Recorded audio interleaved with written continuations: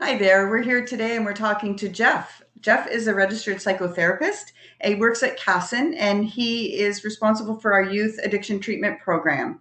Thank you for being here with us, Jeff, today for this episode of Pot Shots and Slots. Thanks for taking the time for the discussion, Marnie. Absolutely. So I just wanted to have a little bit of a discussion about what are some of the recent issues that you've seen in the community with regards to our youth? Yeah, so through our work at Cason with the Youth Addiction Treatment Program and Cason as a whole, we see a range of severity of issues in our area at this time. So, for example, some of our counselors are placed through the school board in the schools across Niagara. And a lot of the issues that they're seeing in that sector are increased uses of substances like benzodiazepines, a lot of Xanax use, cannabis increase, as well as using it in the form of poppers. And one of the issues with that is also that a lot of the youth that are using Xanax are buying Xanax that's pressed with other things. So sometimes it's not even Xanax that they're using, but a mix of other dangerous substances that they're putting into their bodies. Across the board, as that severity of use increases, in the community side, we're seeing increasing and scary increases in use of crystal methamphetamine, fentanyl, and intentionally, as well as intravenous drug use in youth in our area. So yeah, those numbers are going up. Interestingly, like one of the things that kind of came to light was I completed a dissertation program last year trying to examine what is going on in our area with youth and cycles of homelessness. And the results of that research project showed that the number one predictor for homelessness for youth in the Niagara region is substance use. And I think that that is something that needs to be talked about more. Mm-hmm. Absolutely. And I think there is that perception that if something comes in a pill form, that it's safer than Mm-hmm. using in other ways. And anybody can buy a pill machine and press that into a pill form. And I'm not sure that that's widely known. Um, so, what services do we provide through our youth programs, and what approaches do we take with them? So I'll talk a little bit about the history of our youth addiction treatment program that we have here at Cason and how it came to be. So it kind of started from those school-based services. I was one of the counselors that was present in schools across Niagara, including in the alternative education program. Um, and the sort of issues that we were dealing with or seeing and the increases in risk behaviors kind of made it come to the light that we need to do more and kind of expand our services. Partly because you're working in the schools with young people, and June would roll around, and you would kind of feel like, I hope to see you again in September. Like it seemed kind of odd that their services and supports would just stop, and then that summer break happens. And then the other issue is that as the severity of use increases, they typically stop attending school, which would also mean that they lost their support. So we wanted to broaden our delivery of programming to address those issues.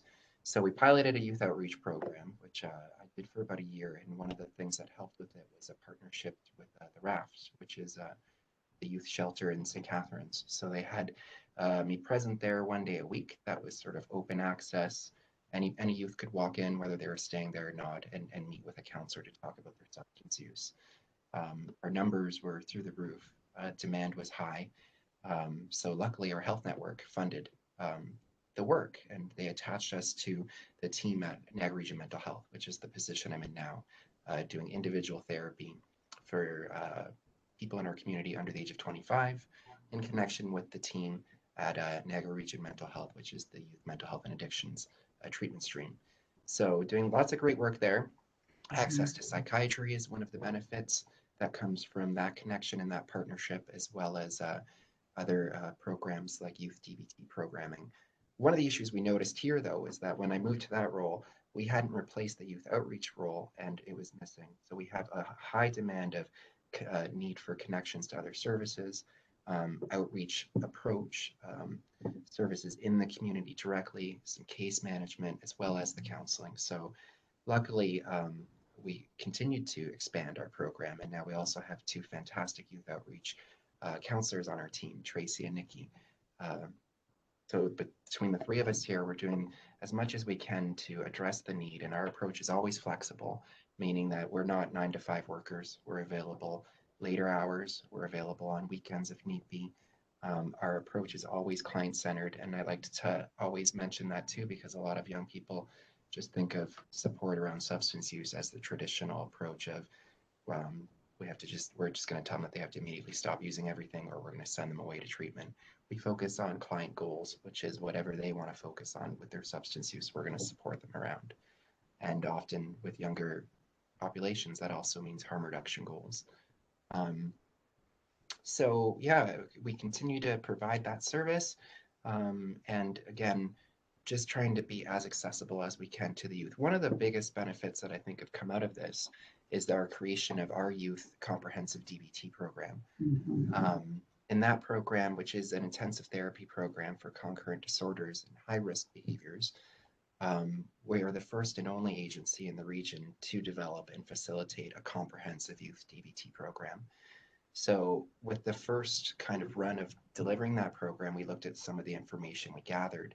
And what it showed was that the first group of youth that participated in it, we had a recorded number of 17 hospital admissions prior to entry to this program. By 6 months into the program, we had recorded only two. And by the end of that study group, we had zero hospital admissions within the past Yeah. 6 months. And I think, that alone just shows the effectiveness of both that type of therapy for youth as well as the approach from our team that we take. Yes, that's amazing. Just amazing. So, how can people access services? So yeah, again, we try to be as barrier free as possible. Usually the easiest way for if somebody's interested to connect with one of us is just to call Cason directly. And you can either just mention that you're looking for support in general, or that specifically you want a connection to the youth addiction treatment team. And yeah, our fantastic receptionist will send the referral to us as quickly as possible. And our team has the goal to initiate first contact within 24 hours.